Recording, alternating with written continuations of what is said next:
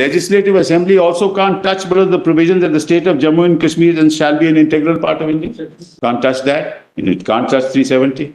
So from the point of view of the Constituent Assembly, when the legislation was drafted and the Constitution was drafted, it was clear that this relationship is permanent. Just one question. The proviso to Article 147 of the J&K Constitution says that no bill or amendment seeking to make change in the provisions of the Constitution of India is applicable in relation to a state. Yes. Means a change in the Constitution of India. Whereas as per clause 3 of Article 370, it's not the amendment which is applicable. As per that, it's the consent or the consultation or the recommendation. Neither consent nor consent. It's a recommendation. No. Of the legislature. Let's see 373. Let's see 373 for yes, a minute. Please. So really speaking, under 147 may have no application as far as, because you're not seeking to amend 370 but enforce 370. Let's assume, for the time being, substitute the words Constituent Assembly for Legislative Assembly on the recommendation. Yeah. Let's assume so. Let's substitute. You're right. Correct. Recommendation. Correct. Let's substitute that word. Provided that the recommendation of the Legislative Assembly for the state referred to shall be necessary before the President issues such notification. Yeah. So really, 147 will not be applicable in case the state legislature makes that recommendation. No, let's kindly see what 147 says is the provisions of the Constitution of India. You're not amending applicable in the relation to the state. You're not amending the Constitution. You're not amending this Constitution of India. For the time being, let's read as it is, because what is barred under the proviso to 147 is amendment seeking to make a change in the provisions of the Constitution of India. As applicable in relation to the state.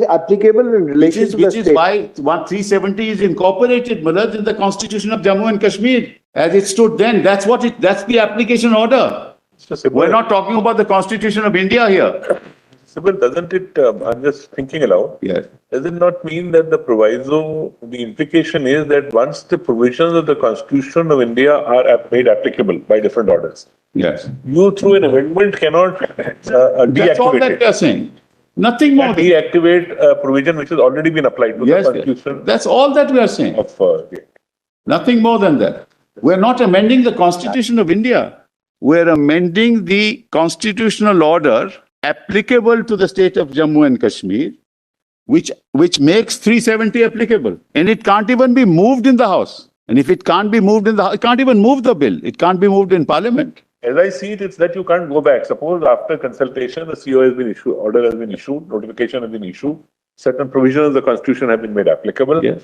Then it's not that a rethink can arise 10 years later and you start that's all. And say that, look, okay, we don't want to make some of the Constitution provisions Absolutely. already made applicable, not applicable. So my argument is that the Constituent Assembly has exercised its choice. And it's evident from the provisions of the Constitution itself. So you need to read the Constitution of India, the orders applicable to Jammu Kashmir, the Constitution of Jammu and Kashmir, and 370. So under what provision of law under the Constitution of India can you change that? When you are doing it under 370, 356. So now, Malad, this is now the lay of the land as far as this is concerned. Now I want to take your lordships. Sibal, is the factual lay, whatever you had to say is over? No, Malad. I'll go back because we are on the point of the Constituent Assembly and the Legislative Assembly. So Malad, that has to be clarified. Malad, a Legislative Assembly cannot be converted into a Constituent Assembly.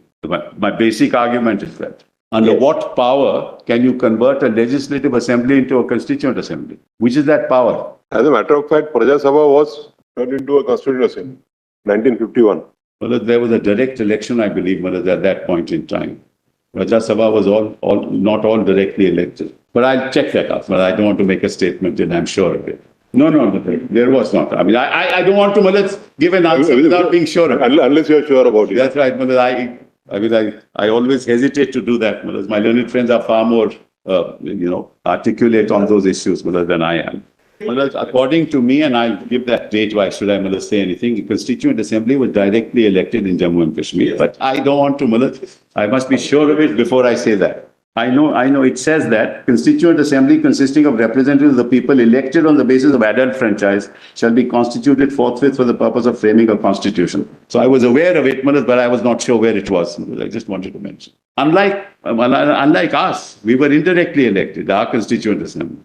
Well, the argument was that when the Constitution in 368 talks of amendment to the Constitution, it's a procedural argument. Where does the constituent power lie? That was the argument, and that in that context, the issue of what is a Constituent Assembly, yes, that is discussed. Well, it's in that context because we're dealing with that issue. It has been suggested that on every occasion the procedure is followed as laid down in Article 368 by the two houses of Parliament and the assent of the President is given, there is the reproduction of the functions of a Constituent Assembly. Just mark. In other words, the Parliament acts in the same capacity as a Constituent Assembly when exercising the power of amendment under the said article. This is fundamental to the entire argument that I'm making. So you have a clear distinction between the exercise of constituent power and the exercise of legislative power, which is what I said in the beginning to your lordships. Parliament, while enacting a law, functions within the contours of the Constitution. A Constituent Assembly has no constitution in place. It has every right to do what it likes till such time as the Constitution is framed. So at no point in time in law can a legislative assembly be converted into a Constituent Assembly as a matter of law. Luckily, we had no Maharaja exercising his powers with us. We had Parliament doing that. And Now, even when Parliament amends the Constitution, yes, it's not exercising powers as a Constituent Assembly. that's correct. It may be exercising a constituent power, That's correct. the power to amend, but because it's a power which is restricted, you are subservient to the Constitution. That's right. And therefore, you're bound by the provisions of the Constitution, by virtue of which your power to amend the Constitution is circumscribed. That's what I'd said at the outset, Malas. That has been my submission throughout. Otherwise, Malas, see the danger of this argument. Tomorrow, Malas, Parliament says that we are the Constituent Assembly. They can do away with basic structure. Dr. Ambedkar also spoke about it in his speech on 25th of November, 1949. I'm sorry, I didn't get your note. Dr. Ambedkar, Yes, while presenting the final draft yes, on 25th of November 1949, yes, also spoke about this aspect yes, yes. in his Yes, concluding I think speech. we have it, I think. We have it, I think, in volume 8. I just come to that.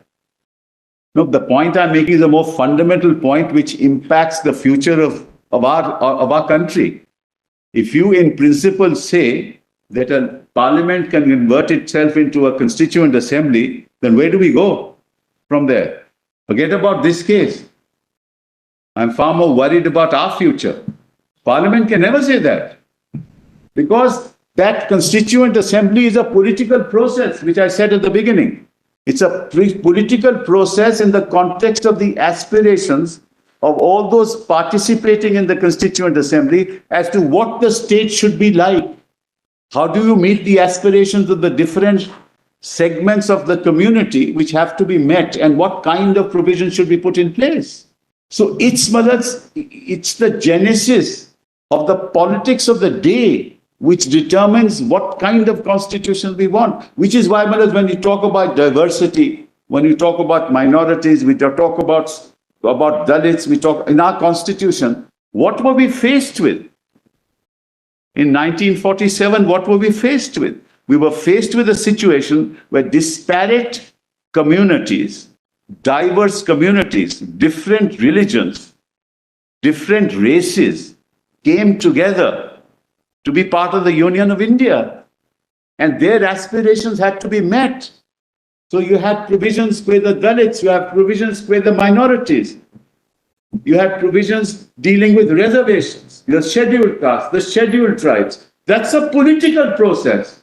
That's why our constitution is what it is. Unlike, as I told, in Europe, it was an entirely different process. Here it was an amalgamation of colors to be united as one, which is the Tiranga. That's what it is. You can't convert a legislative assembly into that process. But equally, Mr. Sibal, to completely divorce the power of amendment from the political process inherent in the amending power Yes, of course. would not be appropriate, because there's no strict dichotomy in that sense between the exercise of the constituent power itself being traceable to the political process and the power of a constituent assembly being entirely political in its nature. The constituent power itself of Parliament to amend the Constitution is a political power. I agree entirely. Absolutely right. We're not saying you can't amend. Because it's not our case. You can. But when Parliament amends according to you, Yes. it is not exercising the powers of a constituent assembly. That's all that I'm saying. That's all that I'm saying. It's not converting itself. And then it has to function within the Constitution of India. I'll come to that later. We're at a stage, Malaz, where a CO is issued. The Constituent Assembly is untrammeled. That's right. It's as if it is working on a clean slate. That's correct. Absolutely. Absolutely, Malaz. And the judgment says so, Malaz. That it's not bound by anything. Bound by the representatives of the Constituent Assembly who have common aspirations to draft a constitution for the future of the people of the country. Which is why diversity, protection are fundamental to our constitution. For this reason, this very reason. So you want to take away that, that's very dangerous. I'm not Malaz being political, but that's the worrisome part. I reach 6:20, Malaz. 20. So Malaz, when your lordships talk about temporary, Malaz, really you have to look at the constitution. Because it had to be temporary in 1950. There was no element of permanency. It could not have been. This is a marginal To note. the other There's no side. question about it. It is a marginal note. Yes. So, Malaz, you can't be saying, which is what your lordships are concerned with, but it was temporary. But that's only when you look at the marginal note. It had to be temporary because there was no other way to deal with it. You couldn't have said it is permanent. But there's no doubt still about the fact that this forms a part of Part 21 of the Constitution, which still deals with temporary and But those special are provisions. Malaz, I'm not disputing that. These are all different provisions, Malaz. They've all been clubbed together in Part 21. That's correct. But we looked at it in the context of, Malaz, what was going to happen in the northeastern regions.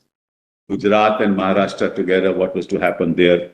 Issues of Marathwada. So those councils had to be created, boards had to be created. That's why they were temporary. Telangana, that's why they were temporary. Not for any other reason. And that's why this was also temporary. It's the same logic. But the fact that it is temporary doesn't mean that the article is temporary for all time to come. You can't interpret the marginal note in that fashion. If you look at the heading, Malaz, it says temporary and transitional provisions. So 2 is temporary and 2 is transitional and 3 is temporary. It's 368 power, right? In this case, no, 356 power. No, it's 356 because they converted. What happened? Well, let me just, in one sentence, they say, in one sentence, I'll tell you what they did. They converted the Legislative Assembly into the Constituent Assembly. Dissolved. They converted it into a Constituent Assembly. Then they said that now Parliament, because of 356, Parliament is exercising that power. So the Parliament is the legislature. And because it's a Constituent Assembly, Parliament of India is the Constituent Assembly, and therefore we can do what we do. That's in one sentence what they did. And they recommended to themselves. So instead of clapping by 2 hands, they clapped by 1 hand. Because they exercised the power of the legislature themselves. And because the legislature's consent was necessary to give that consent to themselves, and abrogated 370. Unique, constitutionally a unique, unheard of, a procedure that is unknown to law, because the objective was entirely different. And I've been saying that from day one. To apply the proviso to clause 3 of Article 370. Yes, yeah, because they understood it that way, that it required the previous. And then what they do is they say that the Parliament exercising the powers of the Constituent Assembly, Yes. by virtue of the fact that the Legislative Assembly has been dissolved. Yeah. Assuming that the Legislative Assembly was not dissolved, that could have exercised the power of the Constituent Assembly. That's right. Now that it has been dissolved, Yes. under 356, Parliament has the power to make laws with all aspects of whether it's list 1, list 2 or list 3. And then they exercise the power under the proviso. That's right. That's right. So, actually, they understood 370 sub-article 3 in the manner in which I am stating before your lordship. It is their understanding right till the end. They don't understand. Which is why I want you to bring it at this stage, so that now your lordship knows the larger picture, so to say. So we are going into interpretation of 370 sub-article 3, which they themselves accept, that the proviso applies.